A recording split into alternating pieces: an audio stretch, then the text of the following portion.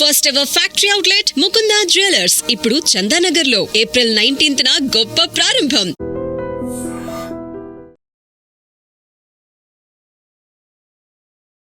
Hi guys, welcome to I dream. నేను మీ చాణక్య. అసలు ఏమైందా అని అనుకుంటున్న మన ఎస్ఆర్హెచ్ టీంకి అయితే మరి మొదటి మ్యాచ్ తర్వాత 4 ఓటముల తర్వాత వచ్చిందండి ఒక బ్లాక్ బస్టర్ లాంటి అద్భుతమైన మ్యాచ్. అది కూడా బ్యాటింగ్ పర్ఫార్మెన్స్ కానీ అన్నీ అదిరిపోయేటట్టు కూడా వచ్చేసింది. మరి కాటేరమ్మ కొడుకులు ఈ యొక్క దండయాత్రని అలాగే కొనసాగిస్తారా, లేకపోతే మధ్యలో ఏమైనా బ్రేకులు పడతాయా అనే దాని గురించి కూడా మనం ఈరోజు మాట్లాడుకుందాం. మనతో మాట్లాడడానికి ఇప్పుడైతే స్పోర్ట్స్ అనలిస్ట్ గణేష్ గారు ఉన్నారు. మరి సార్తో మాట్లాడదాం. Hi sir. నమస్తే సార్. నమస్తే సార్. కాటేరమ్మ కొడుకులకి ఏమైంది అని అనుకున్నాము, కాలం కాటేసిందా అని కూడా భయపడ్డాము. కానీ లాస్ట్ మ్యాచ్ హోమ్ టీం అంటే హోమ్ గ్రౌండ్లో చాలా అద్భుతమైన విక్టరీ అనేది కూడా సాధించారు. ఇప్పుడు అభిషేక్ శర్మ కానివ్వండి, ట్రావిస్ హెడ్ కానివ్వండి, లేకపోతే మీకు నితీష్ రెడ్డి కానివ్వండి, వీళ్ళందరూ ఏంటంటే వీళ్ళు ఒక ఫ్లోలో చాలా బాగా ఆడతారు. ఎక్కడైనా బ్రేక్ దొరికింది అంటే ఏవో చిన్న చేంజెస్ చేసుకుని రావాలి. ఆ చిన్న చేంజెస్ చేసుకోవడానికి వాళ్ళకి బ్యాక్ టు బ్యాక్ గేమ్స్ అవ్వడంతో కొద్దిగా ఇబ్బంది పడ్డది నిజం. ఎందుకంటే మనకి ఫస్ట్ మ్యాచ్ గెలవడానికి ఇషాన్ కిషన్ ఎలాగైతే మనకి ఇంపార్టెంటో, నిన్న మ్యాచ్ గెలవడానికి అభిషేక్ శర్మ అంత ఇంపార్టెంట్ కీ రోల్ పాటించాడు. సో ఇలా వాళ్ళు మ్యాచ్ విన్నర్స్ ఉన్నారు, వాళ్ళు పర్ఫార్మెన్స్ కనుక ఇవ్వలేకపోతే కొద్దిగా ఇబ్బంది పడాల్సి వస్తుంది అంతే. లేకపోతే టీమ్ బ్యాలెన్స్డ్ టీం ఇప్పుడు ఐపీఎల్లో ఉంది అంటే మనకి ఎస్ఆర్హెచ్ను ఆర్సీబీ రెండు టీమ్సే బ్యాలెన్స్ చేసుకునే టీమ్స్. ఓకే. సో ఒక్కసారి బ్యాటింగ్ లైనప్ అనేది కూడా చూసుకుంటే ఒక ఐపీఎల్ స్టార్ట్ అవ్వకముందు కేవలం 5 మాత్రమే అనుకున్నాం. సో 5 కాస్త 6 అయ్యారు.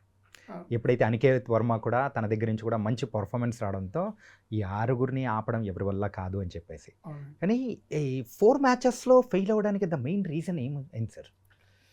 వీళ్ళు ఫస్ట్ మ్యాచ్ గెలవడంతో ఒక నమ్మకానికి వచ్చేసారు. మా టీం బాగుంది, బౌలింగ్ పర్ఫార్మెన్స్ బాగుంది, బ్యాటింగ్ బాగుంది, ఫీల్డింగ్ బాగుంది, అందరూ యంగ్స్టర్స్. సో మనకి క్యాప్టెన్ కూడా మంచి క్యాప్టెన్ కాబట్టి సో వాళ్ళు ఒక ఫ్లోలో వెళ్ళిపోయారు. అనుకోకుండా కొద్దిగా అవతల టీముల నుండి దెబ్బ తగలడంతో కొద్దిగా మ్యాచ్లో ఓడిపోవడం జరిగింది. అండ్ ఇంకో బ్యాడ్ లక్ అనేది కూడా ఎదురైనట్టు అనిపించింది. 100% అండి, అది ఉంటుంది. ఇప్పుడు మనం అనుకుంటాం, ఇప్పుడు చాలా మ్యాచ్లు మీకు ఉదాహరణ తీసుకోవచ్చు.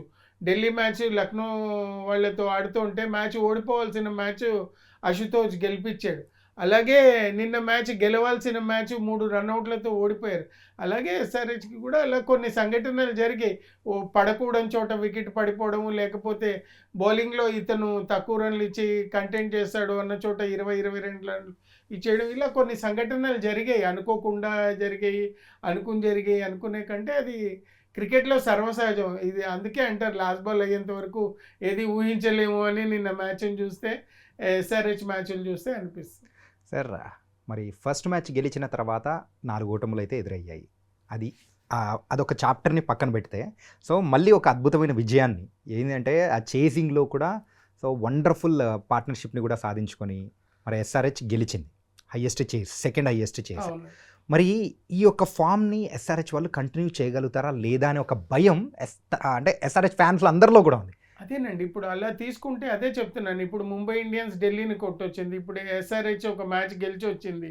ఆఫ్టర్ ఎ బ్రేక్ ఇద్దరు 3 మ్యాచ్లు ఓడిపోయి ఒక్కొక్క మ్యాచ్ గెలిచి ఇప్పుడు 23న ముంబై వర్సెస్ ఆడతారు. ఈ మ్యాచ్లో ఎవరు ఏంటి అనేది ఒరిజినల్గా మనకు అర్థమైపోతుంది. ఎవరి సత్తా ఏంటి అనేది తెలిసిపోతుంది అక్కడ. ఈ 17th వాళ్ళైతే ముంబై గడ్డ మీద మన ఎస్ఆర్హెచ్ తలబడబోతుంది. And coming to the Mumbai pitch విషయానికి వచ్చేటప్పటికి మంచి బ్యాటింగ్ ఉంటుంది సార్. సో బౌలర్స్కి అంతో ఇంతో కొంచెం హెల్ప్ ఉన్నా కానీ బ్యాటర్స్కి మాత్రం చాలా మంచి హెల్ప్ ఉండబోతుంది. మరి ఆ కాంటెస్ట్ మనం ఎలా చూడొచ్చు అంటారు? అంటే మనకి ఫస్ట్ బ్యాటింగ్ చేస్తే ఈజీగానే ఉంటుంది, సెకండ్ బ్యాటింగ్ చేస్తేనే ప్రాబ్లం అవుతుందండి. ఫస్ట్ బ్యాటింగ్ చేసిన వాళ్ళకి బాగానే అనిపిస్తుంది, పిచ్ అంత డిస్టర్బ్డ్ ఉండదు. సెకండ్ బ్యాటింగ్ చేస్తేనే కొద్దిగా డిస్టర్బ్డ్ ఉంటుంది. కానీ స్టాటిస్టిక్స్ ప్రకారం అయితే ముంబై పిచ్ ప్రకారం ఎక్కువగా చేసిన వాళ్ళు గెలిచిన సందర్భాలు చేసిన వాళ్ళు గెలిచారంటే చేసిన మ్యాచ్లు కొన్ని మ్యాచ్లు అద్భుతంగా ఆడడం వల్లే గెలిచారు. అది బ్యాట్స్మెన్స్ ప్యారడైజ్ అని ఎలా అంటారో అది చాలా సార్లు సెకండ్ బ్యాటింగ్ చేసిన వాళ్ళు ఓడిపోయిన మ్యాచెస్ కూడా చాలా ఉన్నాయి. ఇవి ఎన్ని ఉన్నాయి, అవి 60-40 రేషియోలో ఉన్నాయి. ఓకే. ఈ మూమెంటంని ఎస్ఆర్హెచ్ కంటిన్యూ చేస్తుందంటారా? ఇది ఎస్ఆర్హెచ్ మూమెంటం కంటిన్యూ చేయాలి. అభిషేక్ శర్మ కానీ, ట్రావిస్ హెడ్ కానీ, మనకి తతిమ వాళ్ళందరూ ప్లేయర్స్ అందరూ వాళ్ళ రోల్స్లో కరెక్ట్గా కనుక వాళ్ళ పాత్ర వాళ్ళు పోషిస్తే తప్పకుండా గెలుస్తారు. మొన్న మ్యాచ్ తర్వాత మీటింగ్స్ కూడా చాలా కొద్దిగా సీరియస్గా అయ్యాయి అని వినికిడి. ఓకే. సో ఏమనిపించే అంటే దేని ప్రకారం జరిగినాయి అంటే టీమ్ కాంబినేషన్ గురించి టీమ్ కాంబినేషన్ గురించి కానివ్వండి, ప్లేయర్ల ఇండివిజువల్ పర్ఫార్మెన్సెస్ని రేజ్ చేయడానికి, వాళ్ళకి కావాల్సిన ఫెసిలిటీస్ ఏదైనా అటు ఇటు ఉంటే వాటిని సెట్ చేయడం, అన్ని విషయాల్లోనూ. ఓకే. సో ఇప్పుడైతే ప్యాట్ కమిన్స్ అయితే ఒక మంచి ఫామ్లో ఉన్నాడు అనుకోవచ్చా? ప్యాట్ కమిన్స్ ఉన్నాడు. ఇప్పుడు మనకి టాప్ 5లో తీసుకుంటే బాగానే ఉంది టీము. ఇటు నుండి అటు నుండి అంటే నిన్న మ్యాచ్లో మనం తీసుకుంటే ప్రిపేర్ అవుతున్న మ్యాచ్ల్లో ఇటు టాప్ 5 అటు టాప్ 5, ఇటు టాప్ 3 బౌలర్స్ అటు టాప్ 3 బౌలర్స్, వీళ్ళని పోల్చుకుంటే ఇది 50-50 ఛాన్సెస్ ఉన్నాయి. ఓకే. మరి బౌలింగ్ విషయానికి వద్దాం సార్. బ్యాటింగ్లో అయితే చాలా సాలిడ్గా ఉంది మన ఎస్ఆర్హెచ్ టీం. కానీ బౌలింగ్ విషయానికి వచ్చేటప్పటికి లాస్ట్ మ్యాచ్లో హర్షల్ పటేల్ 4 వికెట్లు తీసి కొంచెం మనందరికీ ఆశలు రేపెత్తాడు. Coming to the Shami performance మాత్రం అంతగా లేదు. ధారాళంగా పరుగులు కూడా ఇచ్చేశాడు, నియర్లీ 75 వరకు. మరి అది మన టీంలో నెక్స్ట్ ఏమన్నా తన ప్లేస్లో ఏమన్నా మార్పులు చేసే అవకాశం ఉంటుందా? మార్పు జరగదు కానీ కొద్దిగా దాన్ని సరిదిద్దుకుంటాడని అనుకుంటాం. ఓకే. మార్పు చేస్తే అతనంత బౌలర్ ఇంకొకళ్ళు లేరు కదా, సో మార్పు జరగదు కానీ అతను సెట్ రైట్ అవుతాడు అని మనం అనుకోవాలి. షమి అతనికే టీమ్ వైజ్ కమెంట్స్ కానివ్వండి, అందరూ అతనికి సపోర్ట్ చేస్తున్నారు, నీ బెస్ట్కి నువ్వు వెళ్ళు అని. ముంబై పిచ్ షమి బౌలింగ్కి సెట్ అవుతుందంటారా? సెట్ అవుతుందండి. ముంబై పిచ్ షమికి సెట్ అవుతుంది, బుమ్రాకి సెట్ అవుతుంది. సో ఇద్దరిలో ఎవరు గెలుస్తారు అనేది ఆ రోజు తెలుస్తుంది. అది మాత్రం బ్యాటర్స్ మధ్యలో చూస్తుంటాం, కాకపోతే ఈసారి అయితే బౌలర్స్ మధ్యలో పెద్ద, ఎందుకంటే అతను ఇంజురీ నుండి బ్యాక్ అయ్యాడు, ఇతను ఇంజురీ నుండి బ్యాక్ అయ్యాడు. సో ఇద్దరు ఇప్పుడు ఒక్కొక్క మ్యాచ్ గెలుచున్నారు కాబట్టి ఈ మ్యాచ్ రెండు టీములకి చాలా ఇంపార్టెంట్. మన ఇండియన్ టీంలోనే టాప్ 2 బౌలర్స్ వాళ్ళిద్దరు. Top 2 bowlers. ఒకరేమో వాళ్ళిద్దరు మరి ఆపోజిట్ టీంలో పోరాడుతుంటే ఎలా ఉంటుంది అనిపిస్తుంది. అదే చూసే వాళ్ళ కళ్ళ విందుగా ఉంటుంది. క్రికెటర్ని ఎవరైతే ఆస్వాదిస్తారో ఫైటింగ్ స్పిరిట్ని వాళ్ళు ఎంజాయ్ చేస్తారు. బ్యాటింగ్ విషయానికి వచ్చేటప్పటికి మన ఎస్ఆర్హెచ్ టీంలో ఆ మిడిల్ ఆర్డర్ విషయంలో 6 and 7 పొజిషన్లో మాత్రం కరెక్ట్గా సెట్ అవ్వలేదు అనిపిస్తుంది.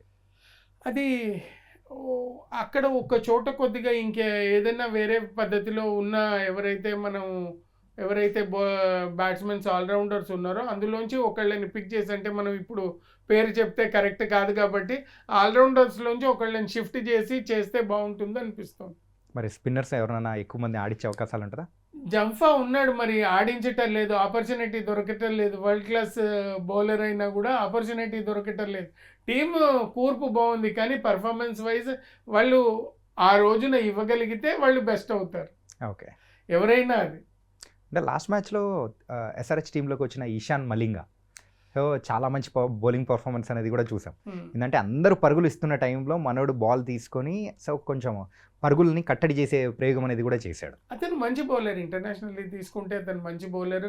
అతనికి ఒక అవగాహన ఉంది, ప్లస్ మ్యాచ్లో పర్టికులర్లీ తీసుకుంటే అప్పటి వరకు రన్ ఫ్లో చాలా ఉంది.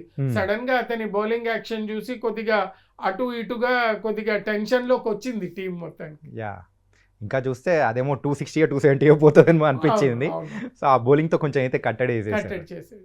ఓకే. అండ్ సార్ మరి ఇంకా 8 మ్యాచ్లు అయితే ఉన్నాయి సో మన ఎస్ఆర్హెచ్ టీంకి. ఇందులో కంపల్సరీగా 6 గెలవాల్సిన పరిస్థితి అయితే ఉంది.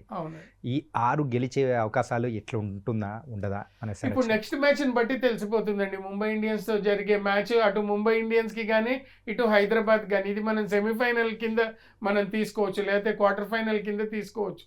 ఈ మ్యాచ్ గెలిచిన వాళ్ళకి కొద్దిగా అంటే ఒక 45% దగ్గర ఉన్నట్టు లెక్క. ఈ మ్యాచ్ ఓడిపోతే మాత్రం ఇంచుమించు కష్టంగానే ఉంటుంది సెమీఫైనల్ బర్త్. ఇద్దరికి ఛాన్సెస్ అనేది కూడా వెళ్ళిపోతుంది. ఛాన్సెస్ అనేది చాలా తగ్గి 30% వస్తుంది. ఓకే. ఇది ఓడిపోతే ఇంకా తతిమ continuity out of 7 matches 6 matches గెలవడం అది చాలా తక్కువ సార్లు జరిగింది. లాస్ట్ టైం అయితే ఆర్సీబీకి మాత్రం ఒకటి జరిగింది. అది బిగినింగ్ లో జరిగింది, లాస్ట్ లో జరగలేదు. ఫస్ట్ మ్యాచ్లు గెలుచుకుంటూ వెళ్ళారు. సో ఇది లాస్ట్ మ్యాచ్లు కాబట్టి చాలా టైం గడుస్తున్న కొద్దీ మనకి ఫారెన్ ప్లేయర్స్ ఇక్కడ అలవాటు పడిపోయి ఇండియన్ పిచెస్ సిస్టమ్కి అలవాటు పడిపోయి వాళ్ళు కూడా ఫామ్లోకి వచ్చేస్తున్నారు. అంటే ఫైనల్గా అయితే సార్ మరి నెక్స్ట్ 2 మ్యాచెస్ కూడా ఎస్ఆర్హెచ్ అండ్ ఎంఐకి వాళ్ళిద్దరే ఆడబోతున్నారు. చాలా చాలా చాలా ఇంపార్టెంట్ వాళ్ళిద్దరికి.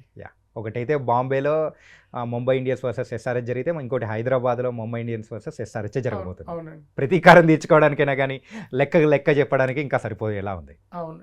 అది ఇప్పుడు చెప్తున్నాను కదా, ఇవే మ్యాచెస్ మొత్తం ఐపీఎల్లో 2025లో తీసుకుంటే ఇవే ఇంపార్టెంట్ మ్యాచెస్. సో మొత్తం మీద అయితే మీరు అన్నట్టు కూడా నెక్స్ట్ జరగబోయే మ్యాచెస్ 2 టీంలకు కూడా కీలకం. చాలా మరి కీలకం. గెలిచిన వాళ్ళే మరి ఫార్వర్డ్ వెళ్ళగలుగుతారు అంటున్నారు. అవును. So thank you so much for your analysis sir.